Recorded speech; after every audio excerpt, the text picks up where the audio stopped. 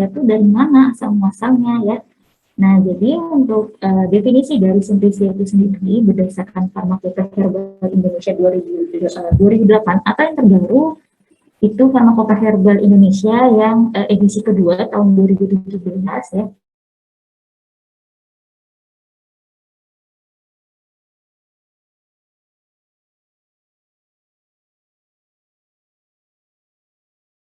Kali dinyatakan lain suhu pengeringan Simplisia tidak lebih dari 60 derajat Celcius ya.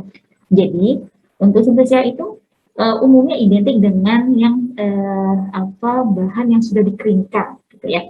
Nah, dikeringkannya bisa dengan oven, bisa diangin-anginkan atau bisa di bawah matahari gitu ya dengan ditutupi kain hitam. Nah, harapan memang semua pengeringan tersebut itu dilakukan tidak lebih dari 60 derajat Celcius atau di bawah dari 60 ya.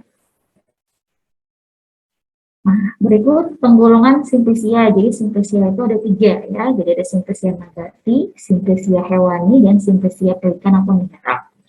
Nah, yang umum kita gunakan biasanya dalam penelitian maupun yang sudah ada ya dalam beberapa sediaan obat tradisional, umumnya bahan baku yang digunakan adalah Simplisia nabati atau dari tumbuhan.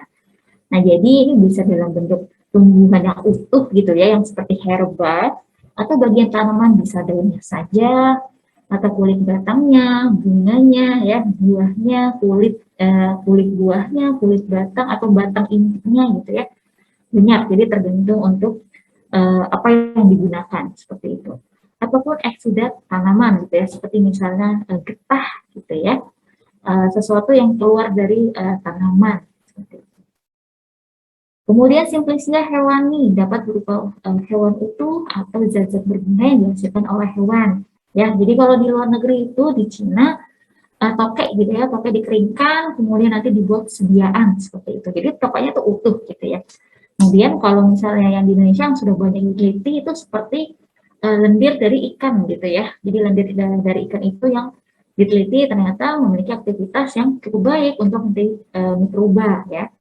Kemudian yang umum yang sudah banyak kita konsumsi itu madu ya, yang dikeluarkan oleh lebah. Kemudian ada minyak ikan, ini juga merupakan salah satu zat-zat berguna yang dihasilkan oleh hewan. Kemudian yang ketiga ini ada Simplisia pelikan atau mineral ya. Ini berupa bahan pelikan atau mineral yang belum diolah dengan cara sederhana. Contoh serbuk seng, serbuk tembaga ya. Ini merupakan salah satu Simplisia pelikan atau mineral. Walaupun ini cukup jarang sebenarnya. Nah, ini adalah tahapan pembuatan Simplisia secara umumnya yang saya rasa kalian mungkin sudah tahu karena sudah lulus dari farmakognosi. Jadi untuk merefresh kembali terkait bagaimana cara membuat Simplisia, yang pertama adalah pengumpulan bahan baku. Jadi nanti dikumpulin dulu nih semuanya gitu ya. Setelah kita kumpulkan, kita nanti lakukan sortasi basah. Ya. Jadi untuk menghilangkan pengotor ya, atau misalnya ada hewan yang tertempel gitu ya, atau misalnya bagian-bagian tanaman yang bukan menjadi tujuan dari penelitian gitu. Kemudian setelah kita lakukan sortasi basah, kita lakukan pencucian ya dengan air mengalir, kemudian kita ubah bentuknya ya, jadi lebih kecil. Biasanya ini dirajang. Kemudian setelah kita ubah bentuknya, kita lakukan pengeringan ya, seperti tadi yang saya katakan bahwa pengeringan ini banyak caranya ya. Kemudian setelah kita keringkan, sudah dirasa cukup baik gitu ya, memenuhi standar ya. Biasa sih kalau daun itu, ketika kita pegang, itu kayak hancur gitu ya, jadi kayak kerupuk gitu, jadi langsung hancur ketika kita remas. Kalau untuk yang daun gitu ya, jadi biasanya standar sudah cukup oke untuk pengeringannya bisa seperti itu. Kemudian kita lakukan sortasi kering gitu ya. Jadi mungkin saja ketika kita lakukan pengeringan ada bahan-bahan lain yang terikut gitu ya. Ternyata mungkin pada saat dikeringkan, oh ada bagian atau kakinya serangga gitu ya, atau bahan tumbuhan yang ikut terbang oleh angin, kemudian nanti terjatuhnya di lokasi pengeringan sampel kita gitu ya. Nah, itu makanya tujuan dari dilakukannya sortasi kering. Standarisasi Simplisia mengacu pada 3 konsep. Yang pertama adalah Simplisia sebagai bahan baku yang harus memenuhi 3 parameter mutu non spesifik ya. Jadi kita harus lakukan kebenaran jenis, diidentifikasi ya. Nah biasanya kalau dalam penelitian untuk mahasiswa yang ingin bidangnya biologi farmasi atau misalnya farmakologi atau kimia gitu ya, biasakan identik dengan menggunakan sampel bahan alam. Sebelum kita lakukan pembuatan simplisia, biasanya kita lakukan yang namanya identifikasi gitu ya. Identifikasinya di mana? Nah, identifikasinya kalau di daerah Jakarta ya, umumnya sih mahasiswa UHAMKA, melakukan identifikasi itu di di LIPI gitu ya, LIPI Bogor, kemudian nanti keluar surat gitu ya yang menyatakan spesies dari tanaman tersebut. Nah, jadi setelah keluar suratnya baru kita bisa melakukan pengumpulan bahan baku gitu ya. Jadi jangan sampai ketika sudah jadi ekstrak ternyata sampelnya salah gitu ya, tanamannya salah. Nah, itulah fungsi dari dilakukannya identifikasi. Kemudian setelah kita identifikasi sudah tahu nih, oh benar gitu ya jenisnya yang dimaksud, baru kita lakukan pemurnian ya. Ada aturan penstabilan baik itu wadahnya, penyimpanannya maupun proses distribusi. Kemudian yang kedua, simplisia sebagai bahan dan produk siap pakai harus memenuhi trilogi quality, safety, dan efficacy gitu ya. Jadi kalaupun memang ternyata simplisianya ini langsung diolah gitu ya, jadi nggak diubah dalam bentuk eksak, maka simplisia yang menjadi bahan baku ini dia harus memenuhi kriteria 3 tadi gitu ya. Kemudian yang ketiga, simplisia sebagai bahan dengan kandungan kimia yang berkontribusi terhadap respon biologis. Jadi harus memiliki spesifikasi kimia yaitu informasi komposisi, jenis dan kadar senyawa kandungan. Nah, ini biasanya kalau penelitian sebelum ke tahap yang namanya mengetahui aktivitas gitu ya, aktivitas biologis atau dari farmakologinya, bisa kita tahu dulu ini sebenarnya komposisinya apa gitu ya di dalam tanaman tersebut atau dalam sampel simplisia kandungannya apa gitu ya, senyawanya apakah itu ada kandungan flavonoid, alkaloid, fenolik gitu ya. Nah, ketika kita sudah tahu komposisinya secara kualitatif, baiknya adalah kita melakukan kadarnya, jadi secara kuantitatif. Jadi ketika kita tahu nanti kadarnya sekian gitu ya, sekian persen ya, atau misalnya sekian miligram ya, nanti kita bisa kaitkan dengan aktivitas dari farmakologisnya gitu ya, atau respon biologisnya. Kalau misalnya dia kadarnya cukup tinggi, otomatis kan dia memberikan efek yang cukup baik ya, seperti itu. Jadi saling berkaitan gitu ya. Nah, simplisia di sini yang saya angkat adalah simplisia nabati yang tadi saya sudah bilang bahwa umumnya memang yang paling umum digunakan dalam sediaan ya atau bahan baku sediaan obat tradisional itu adalah simplisia nabati. Karena yang pertama mungkin mudah ditemukan gitu ya. Kita bisa temukannya dengan mudah baik itu secara tumbuh secara liar ataupun kita bisa beli dalam suatu instansi yang memang dia tujuannya adalah untuk membudidayakan suatu tanaman kayak di Balitro gitu ya. Kalau di Jakarta daerah Jabodetabek itu di Balitro gitu. Tapi kalau di daerah Jawa di Jawa Tengah gitu ya, itu di Tawamau. Jadi di sana tuh memang ada satu lokasi wilayah yang memang miliknya B2P2 TOT, yaitu memang dia membudidayakan berbagai jenis tanaman. Ya. Kemudian kalau di Bandung itu di daerah Lembang ya itu memang kayak perkebunan tanaman obat yang bisa dibeli gitu ya sampelnya. Misalnya kita pengen saya butuhnya misalnya daun meniran gitu ya, saya butuhnya sekitar 10 kilo gitu.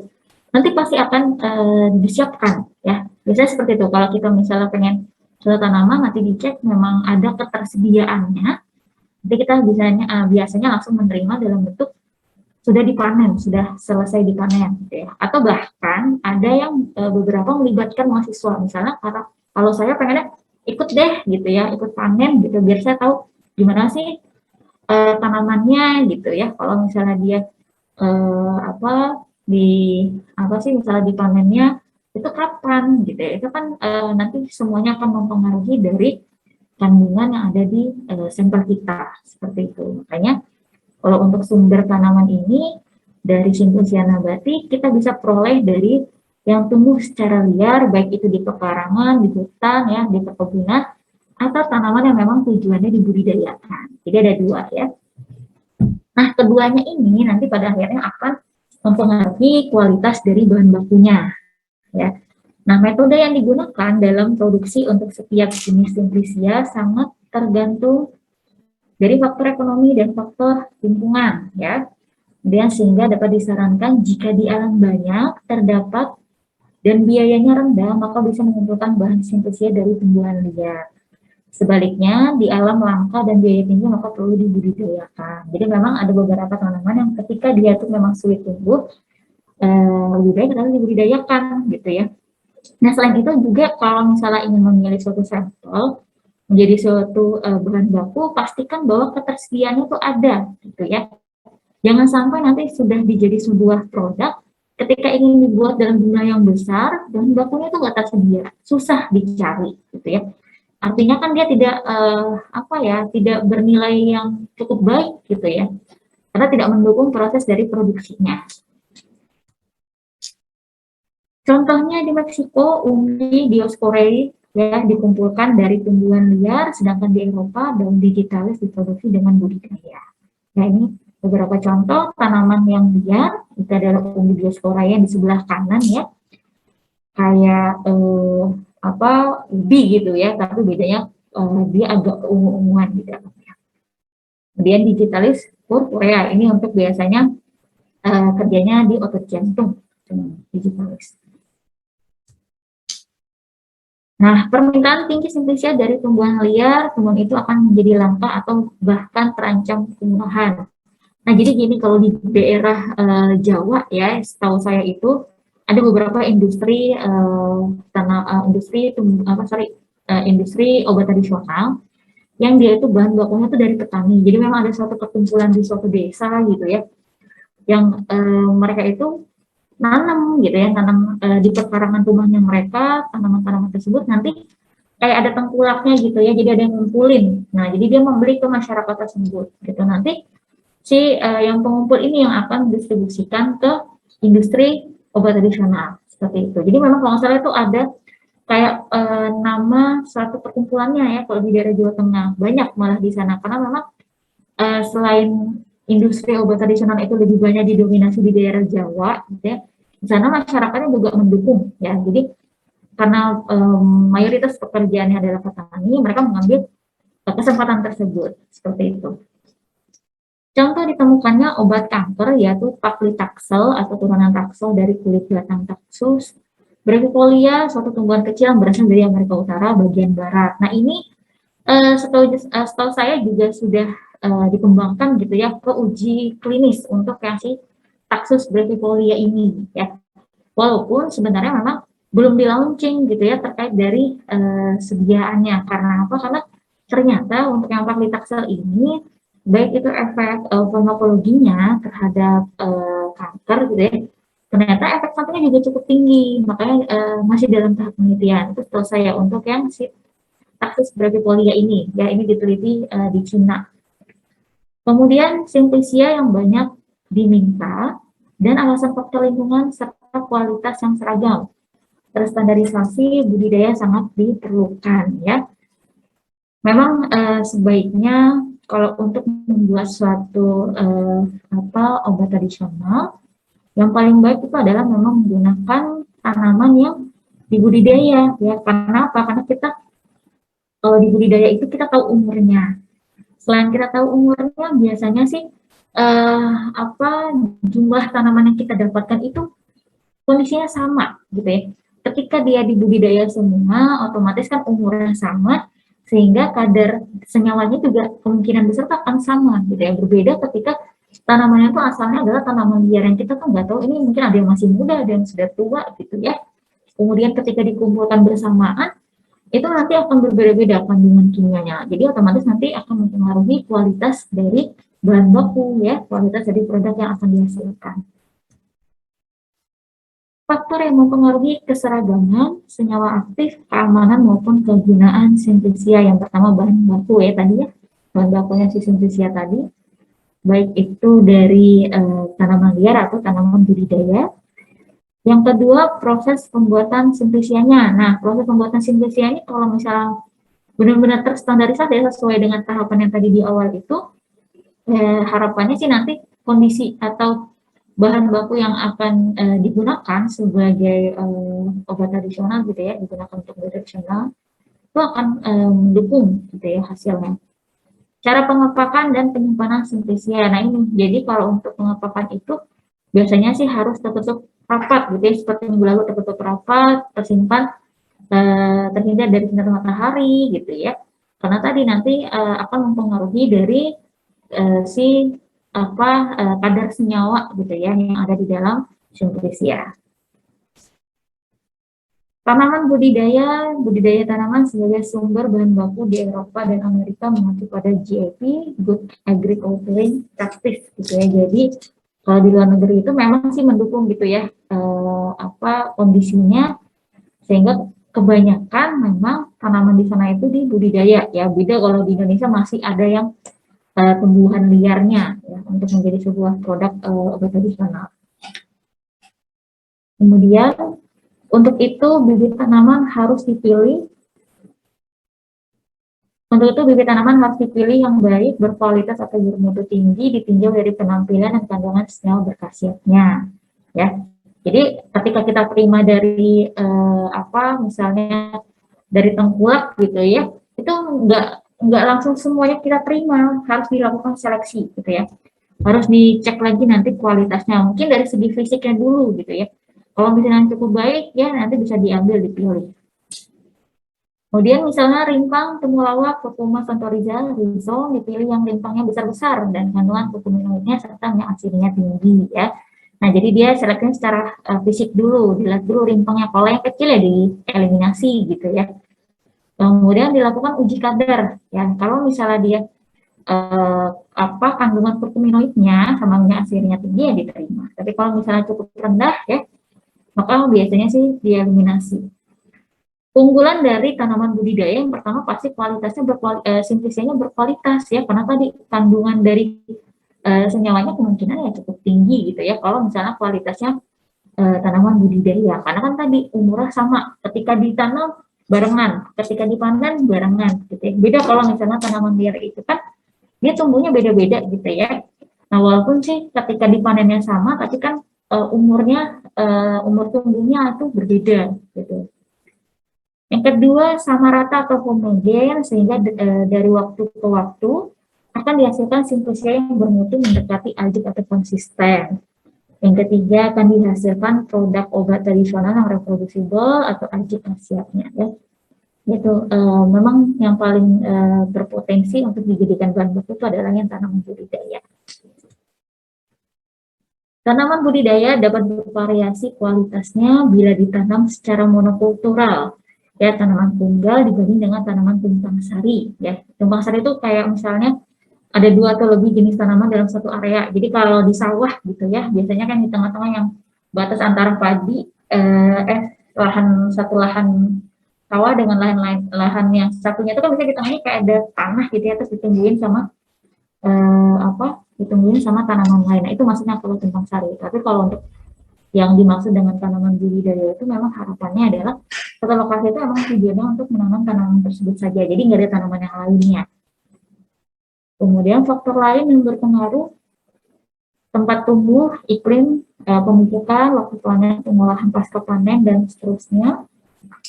Kadang ditemukan di pasaran bahan tanaman sebagai bahan baku simplisia yang berasal dari daerah tertentu, memiliki keunggulan tertentu pula. Nah ini sama kayak misalnya ada penelitian terkait sambiloto gitu ya. Jadi perbandingan kadar sambiloto dari berbagai daerah. Nah, jadi ada yang diambil dari Bogor, ada yang diambil di daerah Jakarta, ada yang diambil di daerah Solo ya, Jogja sama daerah Malang. Itu dibandingin nih kadarnya gitu ya. Ternyata yang lebih baik itu yang daerah Solo gitu ya. Karena tadi mungkin karena pengaruh dari tempat tumbuhnya gitu ya. Karena kan tempat tumbuh itu akan mempengaruhi dari kadar senyawanya ya. Karena kan tinggi dari lokasi tempat tumbuh itu kan kadang ada yang di dataran tinggi, ada yang di dataran rendah. Kalau yang di daerah yang misalnya kayak di Solo itu kebanyakan memang di daerah dataran tinggi ya, jadi cukup dingin dan itu biasanya mendukung ya untuk kondisi pertumbuhan tanamannya. Nah, ini nanti akan ada kaitannya dengan iklim, ya, seperti itu.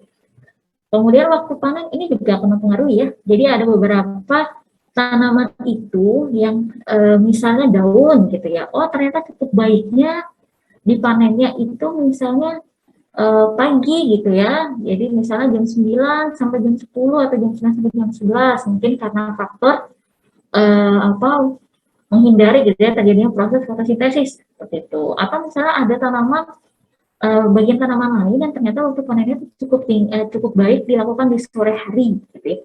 Mungkin karena di waktu tersebut kadarnya memang lagi tinggi-tingginya gitu ya. Nah, itu waktu panen itu mempengaruhi ya. Jadi biasanya kalau untuk melihat kapan sih waktu panen yang tepat itu bisa dilihat dari literatur gitu. Bahan baku sintesia yang berasal dari daerah tertentu karena keunggulannya ya, kalau Eropa itu cukup baik ya dengan ginkgo bilobanya. Ya, ginkgo biloba itu yang untuk apa sih biasanya untuk kecerdasan gitu katanya sih bagus untuk apa membantu daya ingat gitu ya. Kemudian Korea Selatan itu panas ginseng, kemudian Cina itu Ganoderma lucidum, Jepang itu Bipola Plandosa ya. Pembuat obat Indonesia yang unggul itu apa sih sebenarnya gitu ya? Karena kita mikir Indonesia apa ya? Kalau setiap daerah, setiap negara itu punya kekhasan yang masing-masing, tapi Indonesia apa? Nah, ternyata banyak gitu ya. Ada Piper retrofractum, ada Zingoberis officinal, ada Curcuma domestica ya, ada Andrographis, Pisidium, Guazuma, Morinda, dan Eugenia ya. Ini yang masuk dalam 9 tanaman yang di slide materi kita yang pertama ya, 9 tanaman yang sedang diteliti oleh BPOM ya. Budidaya tanaman obat ya, unggulannya kondisi tanah, keteduhan, kelembapan, penyakit tanaman dapat diawasi ya. Ya karena tadi kita nanamnya itu bareng gitu ya. Benihnya ditebarnya itu bareng gitu ya. Jadi ketika dia tumbuh kan kondisinya tingginya tuh biasanya sama. Jadi ketika nanti terjadi sesuatu misalnya ada penyakit itu bisa langsung apa sih namanya ditindak gitu ya. Nanti bisa langsung dicari solusinya. Jadi lebih enak biasanya kalau ditanam budidaya itu dalam satu lokasi itu memang ada orang yang mengawasi khusus. Pada dasarnya tidak ada perbedaan antara cara budidaya tanaman obat dan tanaman hortikultura dan pertanian lainnya. Keseragaman lebih terjamin karena tahap perkembangan yang tumbuh bersama memudahkan penanganan bahan pada tahap penanganan pasca panen. Jadi semua faktor tersebut akan menjamin dihasilkannya sintesia yang berkualitas tinggi serta seragam ya. Jadi intinya sih sebenarnya budidaya itu selain kadarnya itu biasanya itu seragam sama ya, otomatis nanti akan menghasilkan sebuah produk yang berkualitas. Jadi nanti sesuai dengan efek farmakologinya ya. Namun ada kelebihannya untuk tanaman budidaya ya, karena tadi selain penyakit tanamannya dapat diawasi, otomatis kan harus membutuhkan suatu tenaga atau SDM ya. Nah, ini otomatis nanti membutuhkan biaya lagi gitu ya, karena kan harus digaji. Kemudian perlu lahan yang luas, karena tadi dia nggak boleh tumpang sari ya. Jadi dalam satu lokasi, dalam satu apa sih namanya itu yang satu lahan gitu ya, lahan panjang gitu, itu memang khusus untuk satu tanaman tersebut. Ya. Sehingga nanti harus membutuhkan lahan yang cukup luas ya. Kemudian tanamannya manja dan terkadang ditemukan residu pestisida ya tadi karena kan terbiasa ya dipupuk gitu ya, terbiasa dipupuk, disiram dalam waktu yang biasanya konsisten gitu ya, misalnya jam 8 ya selalu konsisten sehingga sifat dari tanamannya itu cukup manja, jadi lebih rentan ya terkena penyakit. Kemudian terkadang ditemukan residu pestisida. Nah, memang ada beberapa petani ya itu yang memakai residu supaya mungkin kualitas dari tanamannya itu bagus. Jadi daunnya itu mungkin dia pengennya tuh daunnya tuh mulus gitu ya, nggak ada lubang-lubang, nggak didatangi hama gitu ya. Makanya diberikan residu dan ini sebenarnya menjadi PR ketika nanti dijadikan bahan baku harus dicek lagi nanti pada residu pestisidanya ya. Jangan sampai nanti memberikan efek untuk sisa pestisida. Faktor budidaya tanaman, faktor yang berpengaruh terhadap kandungan bioaktif dalam tumbuhan agar diperoleh tanaman budidaya dengan hasil panen yang terbaik. Jadi ada faktor intrinsik sama ekstrinsik ya. Jadi kalau untuk yang ekstrinsik, iklim dan tanah, intrinsik itu gen pembawa sifat keturunan. Keuntungannya, ekstraksi kandungan senyawa yang diinginkan dapat terkait dengan budidaya, contohnya produksi minyak asiri akhirnya contohnya ya. Jadi budidaya itu dapat digabung dengan pemulihan tanaman sehingga nanti diperoleh tanaman yang mengandung kandungan senyawa bioaktif yang dikehendaki cukup tinggi. Oke, kalau tadi sudah tahu ya terkait dari kelebihan gitu ya, kelebihan dan kekurangan dari tanaman budidaya. Sekarang kita bahas terkait dari tanaman liar gitu ya, yang umum mungkin ada beberapa mahasiswa kalau penelitian biar lebih murah deh Bu, saya pakainya tanaman liar aja di rumah saya banyak gitu ya. Oh, boleh, nggak apa-apa, nggak masalah sebenarnya. Nah, jadi tanaman liar ini adalah tanaman tersebut tidak dibudidaya atau tumbuh secara liar gitu ya, tumbuh secara sengaja ya, tiba-tiba gitu ya biasanya. Jadi agar bahan tanaman yang berasal dari tanaman liar ini mutunya dapat dipertahankan, maka diperlukan pengawasan kualitas secara intern ya yang baik. Jadi apabila suatu bahan baku simplisia yang berasal dari tanaman liar ini melangka, padahal permintaan pasar tinggi, maka sering kita jumpai adanya pemalsuan ya. Nah, kayak meniran ini kan sebenarnya, ini yang contoh di gambar ini meniran ya. Yang kalau kalian perhatikan itu kan sebenarnya tumbuhnya cukup sembarangan gitu ya. Karena tiba-tiba ada di halaman rumah gitu ya. Tiba-tiba ada di halaman rumah, tumbuh banyak. Di rumah saya juga banyak ya, ini terkait dari meniran ya. Jadi kalau misalnya dia terlalu mudah ditemukan gitu, terus tiba-tiba nanti suatu kondisi tertentu ya cukup langka, biasanya banyak masyarakat itu yang mencoba untuk memasukkan, untuk misalnya kalau dijual gitu ya, itu mudah dipalsukan. Nah ini artinya ketika kalian menjadikan suatu sampel gitu ya untuk penelitian dari tanaman liar, pastikan memang tanaman itu adalah tanaman yang memang yang kalian maksud gitu. Karena terkadang kalau kita panennya dalam lokasi yang berbeda-beda gitu, kadang kan walaupun terlihatnya cukup mirip, itu sebenarnya ada kondisi di mana emang tanamannya itu bukan itu yang dimaksud gitu ya. Walaupun terlihat sekilas itu sama ya. Jadi memang kalau untuk tanaman liar digunakan sebagai bahan baku, ada baiknya kalian melakukan identifikasi yang cukup teliti. Kayu angin, akar angin ya, contohnya dari pengalaman dapat dilacak kemudian dicatat asal-usul bahan tanaman yang berasal dari tanaman liar tersebut, diperiksa kadar bahan berkhasiat sehingga dapat dipilih bahan spesial serupa untuk produk masa mendatang. Ya sama ya sebenarnya dengan budidaya di tanaman liar ini pun sebenarnya identifikasinya juga harus dengan melihat kadarnya gitu ya. Ini walaupun tanaman liar berapa sih kadarnya? Nah, itu bisa dibandingkan sebenarnya. Atau misalnya dalam penelitian gitu ya, penelitian yang cukup ringkas saja deh, saya maunya membandingkan tanaman kadar senyawa dari tanaman budidaya sama tanaman liar gitu ya. Misalnya kayak tadi yang tadi meniran gitu ya. Menirannya saya belinya misalnya di Solo gitu ya, di Tawamangu. Nah, saya beli di sana karena kan memang terkenal dengan tanaman budidayanya. Nah, sehingga saya mau bandingin tuh meniran yang dari sana sama meniran yang di rumah saya yang tumbuhnya di halaman ya. Itu bisa dibandingkan nanti. Nanti kita lihat berapa sih kadar senyawa masing-masing gitu ya. Nanti itu dibandingkan.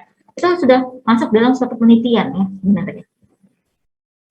Pekerjaan terakhir ini dalam dunia botani disebut dengan mapping, artinya membuat peta mengenai habitat tempat tumbuh tanaman tertentu. Nah, ini kalau di Indonesia itu ada ya. Jadi di setiap daerah itu sebenarnya memiliki kekhasan tertentu ya terkait tanamannya. Kalau misalnya di daerah Jawa Timur, Banyuwangi gitu ya, itu tuh dia khas dengan kayu anginnya ya. Jadi kalau misalnya orang mau cari kayu angin yang bagus di mana? Oh, carinya di Banyuwangi gitu ya. Kalau misalnya di daerah lain itu jarang atau sulit mungkin akan ditemukannya ya seperti itu. Itu contoh ya untuk mapping. Jadi setiap daerah itu dia punya kekhasan masing-masing terkait dari tanaman. Tanaman liar umumnya kurang baik untuk dijadikan sumber simplisia jika dibandingkan dengan tanaman budidaya, karena simplisia yang dihasilkan mutunya tidak tetap. Hal ini disebabkan oleh beberapa faktor.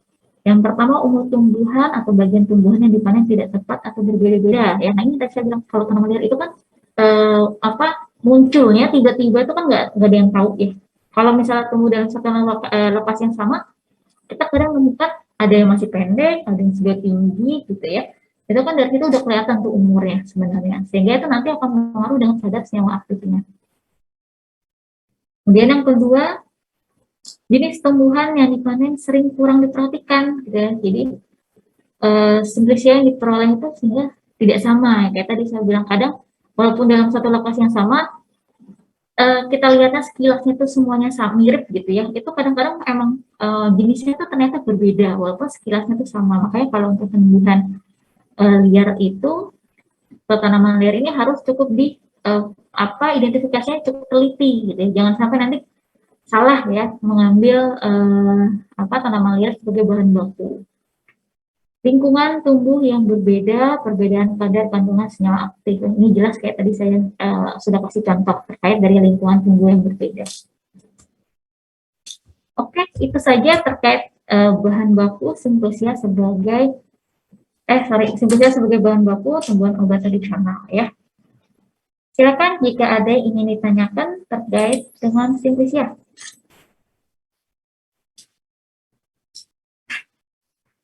Oke.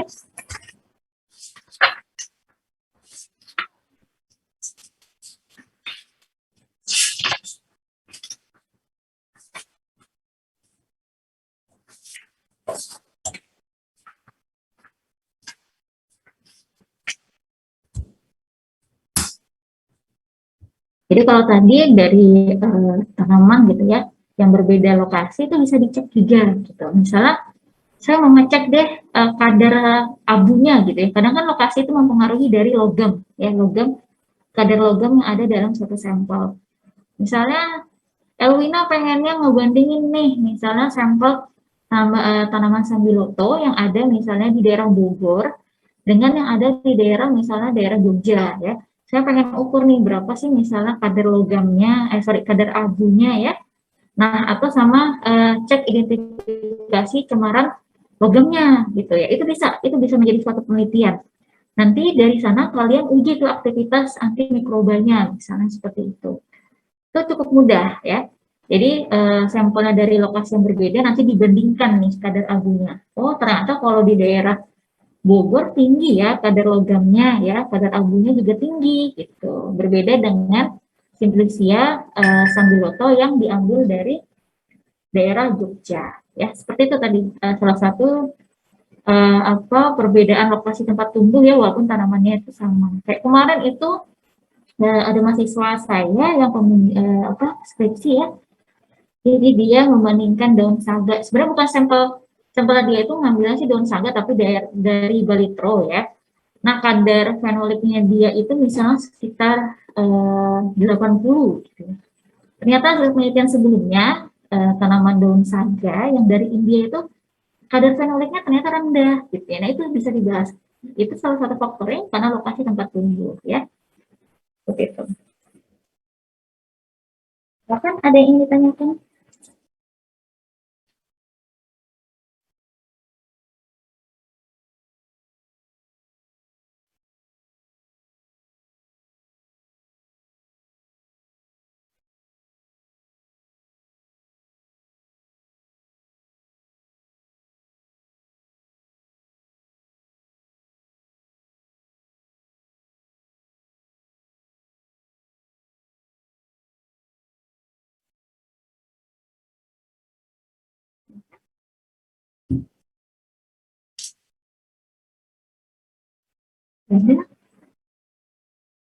Ada ya, cukup jelas apa yang saya sampaikan terkait simplisia sebagai bahan baku obat tradisional. Cukup ya. Oke, kalau tidak ada yang ingin ditanyakan, saya cukupkan kuliah online kita hari ini. Semoga yang saya sampaikan bisa dipahami dengan baik ya. Oke, saya tutup. Terima kasih yang sudah hadir. Wassalamualaikum warahmatullahi wabarakatuh.